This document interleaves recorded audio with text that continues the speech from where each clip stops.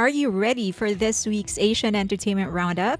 As always, let's start with the new releases. The collaboration between Kenshi Yonetsu and Hikaru Utada, two legends of Japanese music, is finally out.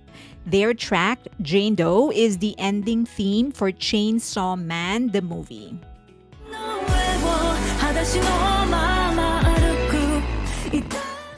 TWS released Head, Shoulders, Knees, Toes.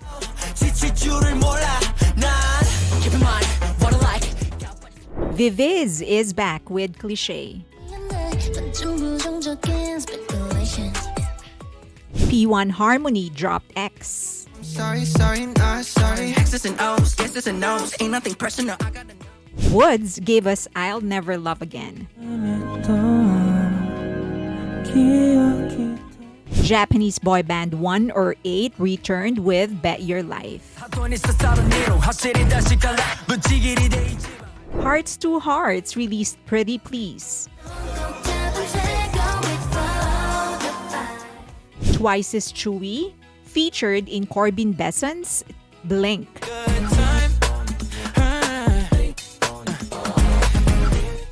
Treasure put out Now and Forever dance performance.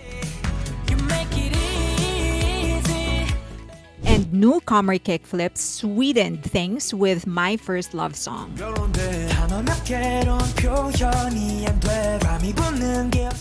That's a lot of releases. Which one is going on your repeat? Well, whatever it is that you choose, make sure that you play them during the different big celebrations across Asia. 3 of the most beloved festivals are going to happen in October. Chuseok in Korea falls on the 5th. A lot of K-pop fans know about this because their biases usually post pictures of themselves wearing hanbok. But did you know that according to Samguk Sagi, or Korea's oldest historical record, Chuseok actually began during the Silla dynasty, that is 57 BC. And the story goes that 2 weaving teams competed to make the most cloth between July and August, and the winners were treated to a feast on the 15th of the 8th lunar month. That's what we call Chuseok. Are you excited to see your bias post their hanbok pictures? But that's not the only festival happening in Asia. On October 6, across China, Vietnam, and other parts of Asia, Moon Festival will be celebrated. And yes, everybody gets mooncakes. But did you know that this holiday is actually tied to the tale of Chang'e, the moon goddess? Her husband, Hu Yi, saved the earth by shooting down 9 suns. As a reward, he received an elixir of immortality, but he chose not to use it because he wanted to spend the rest of his life with Chang'e. But someone tried to steal it.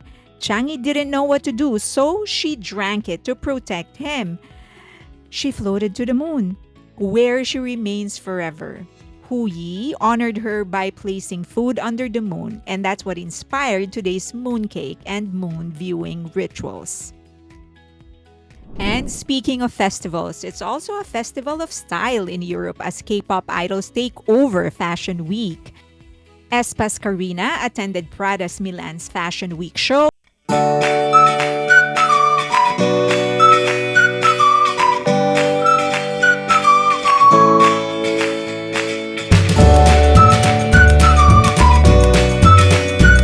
And Hypen was also present. And they caused a commotion. Unfortunately, a lot of sasaengs tried to get to them as soon as they get to the airport. 17's S-Coups walked for Boss in Milan, while Jin of BTS reigned.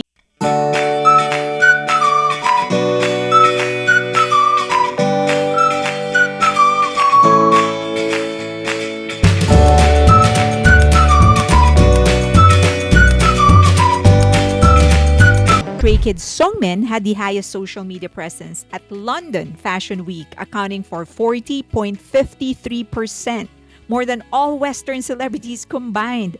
Burberry was the most mentioned brand during London Fashion Week with 86.4% media mention. Bang Chan turned heads in the Fendi front row, while his other bandmate Yoonjin proved once again that he's Versace's prince. Cameras couldn't stop flashing when he walked in. But just look at Yoonjin. Can you blame them? But he's not the only one who turned heads. Twice's Momo and 17's Joshua made the Onitsuka Tiger show their personal runway. Japanese actor Hayato Isomura also in attendance. And it doesn't stop there. Stray Kids Felix, who walked in Louis Vuitton's runway in both 2024 and 2025, is expected his third appearance. BTS's RM, Bottega Veneta's first global ambassador, just departed for Milan. Stray Kids IN is also expected to attend. Though unconfirmed, the rest of BTS may actually head to Europe for the Fashion Week as well. J-Hope for Louis Vuitton in Paris on September 30, Jimin for Dior on October 1, and both V for Celine and Suga for Valentino on October 4. Armies are restless. But while you wait for the next fashion moment, don't miss Filipino-Mexican singer Jessica Sanchez's winning performance on America's Got Talent 2025. She first joined the competition 20 years ago. And now, with a baby on the way, she finally made her dreams come true. She's due on October. A trophy and a baby, that's the ultimate gift combo. Congratulations, Jessica. Filipinos are so proud of you. And more music news is hitting up. Baby Monster just wrapped up their North American tour and are back with a new mini album titled We Go Up. It features 4 tracks. It will be out on the 10th of October, but you can already pre-order and pre-save on different streaming platforms, including Spotify and Apple Music. And Mix will also be releasing their first full album, Blue Valentine, on October 13th. And this one has 12 tracks. Pre-save is available again on different streaming platforms, including Spotify and Apple Music. Les Seraphim, also just coming from their successful North American tour, announced that they will be making a comeback on October with a new album. They've promised a more fun vibe this time, and judging by the spaghetti sauce plattered across their teaser photos, fear not Snow, it's going to be a wild one. Can't wait for this one. But that's not the only Les Seraphim news. They, along with Stray Kids, will perform at the launch ceremony of the Popular Culture Exchange Committee on October 1. This new organization aims to strengthen public and private cooperation and expand cultural networks with leaders across various industries. In other words, South Korea is hell-bent in boosting K-pop and Korean entertainment. And yes, Les Seraphim and Stray Kids were handpicked by the South Korean president himself. Congratulations to these two groups. Go and take their breaths away. And speaking of networks, the film world is evolving too. At this year's Busan International Film Festival, the Asian content and film market rebranded itself as more than just a film market. Think of it as a full content ecosystem where movies, TV, and animation meet AI, cloud technology, and next-gen storytelling tools. Busan launched a new platform called InnoAsia, where creators showcase AI-powered films, hosted AI boot camps, and held panels on topics like the cinematic singularity. Companies like Pixverse even premiered AI-generated short films. Yes, Asian production companies are now using AI to make movies. I know that a lot of you hate that term, but with everybody actually starting to embrace it, are you on board with this? And speaking of rebranding, still on the movie side, did you know that China has been producing anti-Japan war dramas since the 1950s? Dramas portraying Japan as the mortal enemy has been on TV in China for decades. But Gen Z isn't watching the old black and white versions. So producers are reinventing dramas. They are rebooting all of these propaganda movies with survival game tropes, stylized visuals, and even micro-drama spin-offs designed for TikTok-style viewing. Think Hunger Games, Fight Club, or even K-pop Demon Hunters, but younger and infused with patriotic messages. In short, China isn't just preserving the past, it's rebooting it, blockbuster style. But do you think this is a smart strategy for historical dramas in your country? And here's a bit of stability in the whirlwind. Congratulations to Midseas. ITZY officially announced that all members renew their contracts with JYP.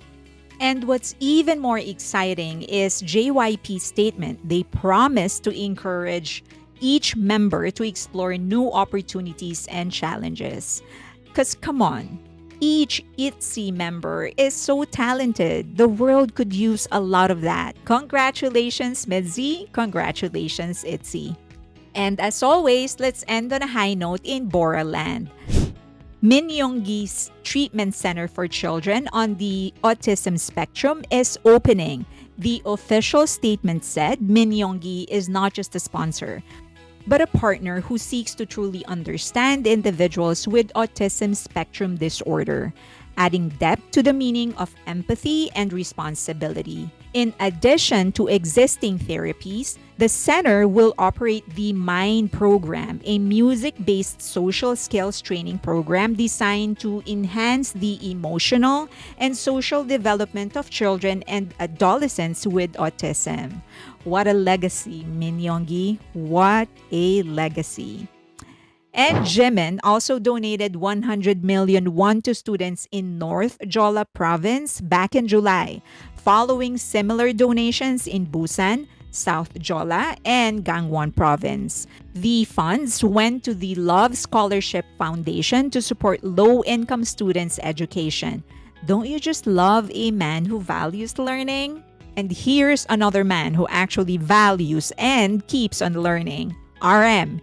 RM just dropped his travel vlog filled with art, food, and serene landscapes. Armies are enjoying seeing him relaxed and totally in his element because we all know just how in love RM is with art. Do you think other members will drop their own vlogs too? But while we wait, enjoy the serenity and beauty of RM's video. And finally, BTS's trainer Ma Son-ho posted a workout video featuring RM, V, and Jungkook. And the internet promptly lost all of its chill. Armies marveled at their dedication and commitment to staying healthy as they should. But when I say internet, I mean the entirety of internet. Even GQ, the GQ, went full investigative journalist trying to figure out how BTS became so swole. Well, Ma Son-ho promised a day 2 vlog. Army better start hydrating now. And that's it. That's this week's Asian Entertainment Roundup. From mooncakes to Milan, AI films to AGT wins, the industry isn't slowing down anytime soon. See you next week.